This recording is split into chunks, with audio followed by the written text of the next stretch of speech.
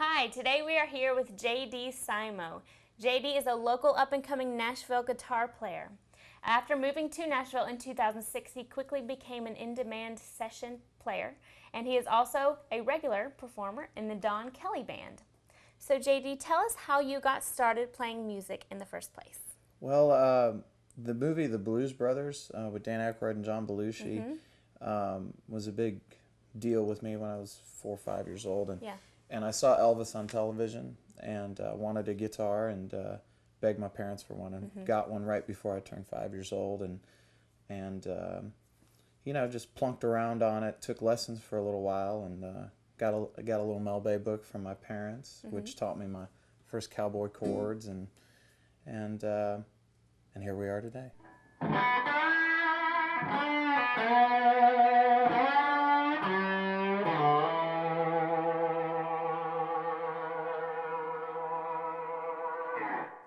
Well, J.D., tell us what made you decide to come to Nashville and what did it take to get established here in town?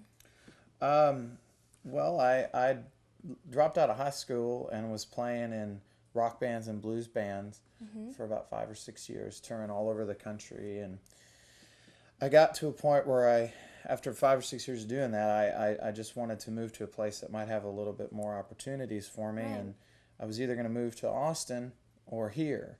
And several of my friends lived here and suggested that maybe I might make a living quicker here. And the first year, so I moved here, and first year was real rough. You know, gigs were hard to be had, if any, and was ready to pack it up and leave. And then I was going to get kicked out of this place I was renting a room in, and I decided to go downtown and play on the street corner. Just for the hell of it, and what else was I going to do?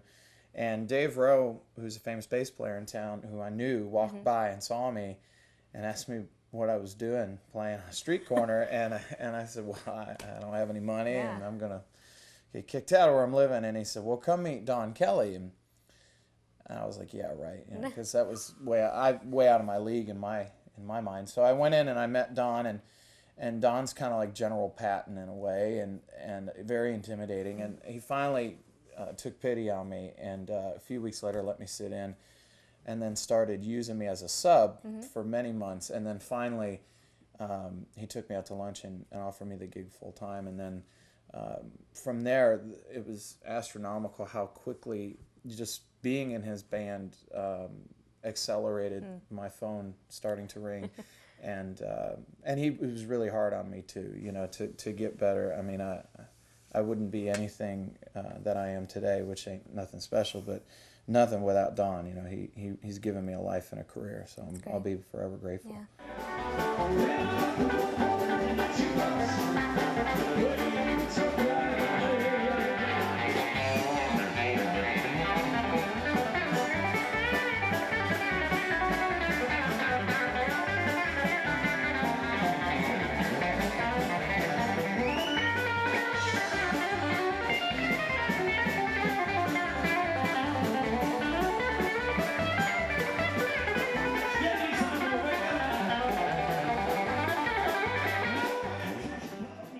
Well, J.D., tell us about your transition from rock and blues into country music.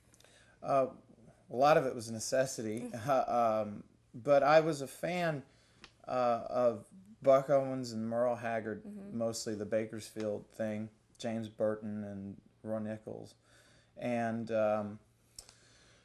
a lot of the Texas guys that kind of blurred the edges between rock and blues and country music. Guys, one of my favorites is a guy named Stephen Bruton, who's no longer with us, who did it very well. But I was kind of, you know, throwing punches underwater for quite some time with Don Kelly, just kind of trying to navigate. And Don just told me what to listen to and rode me extremely hard until I got better, you know, Right. and then over time, it just gradually I've gotten better at it. Yeah. So amplifiers, these are the three that I use the most. This is my 66 Fender Deluxe Reverb. It's my favorite. I use it downtown. I use it live a lot because it breaks up on its own really well, especially with humbuckers or P90s. This is an amp.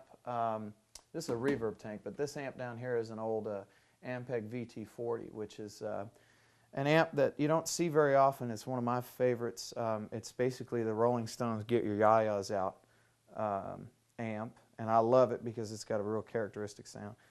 And the main workhorse for sessions, at least 90% of the time, I use this 1971 100-watt Super Lead. Even on country stuff, at 100 watts, it's got enough clean headroom, and it's the amp that seems to be able to do it all for me. JD, tell us about some of your main influences. I would say overall, my favorite is B.B. King, especially the early B.B. King up till about 1970 or so. But the 50s stuff and Live at the Regal is one of my favorite records.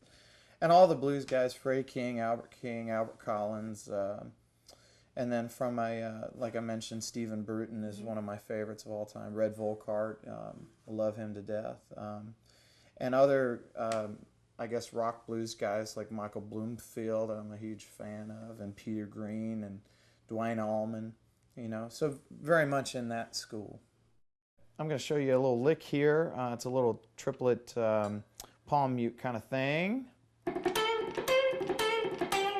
And basically what I'm doing is we're in the key of A, and I'm muting with the palm of my hand against the bridge here, and I'm only fretting the 1. And I'm muting with my second finger against the G string so it doesn't ring, so it doesn't go. So slowed down with the right hand, I'm going da-da-da-da, da-da-da-da. So it's the same motion, I'm just moving up and down. So at the 10th and 11th fret, that's the main first part, and then I'm sliding up to what would be an A note here and a C note with my first finger, and I'm kind of bending up a little bit, almost a half step, and then I'm going back down to that, and then I'm going down to a G, to the flat 7. And so all together, here's the whole thing. One more time.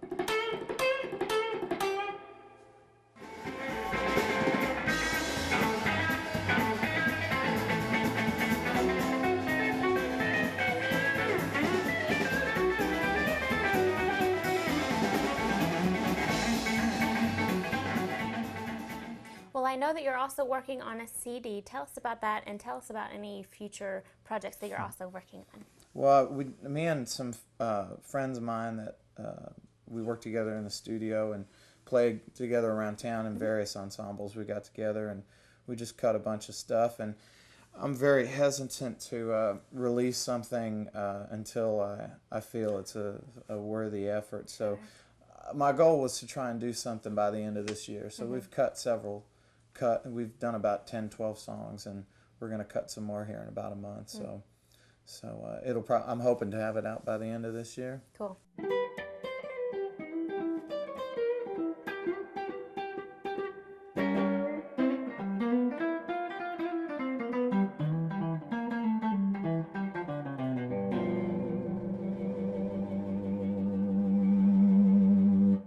Well, JD, thank you so much for taking the time to talk with us and showing us all of your instruments and inviting us into your home. Well, thank you very much for coming.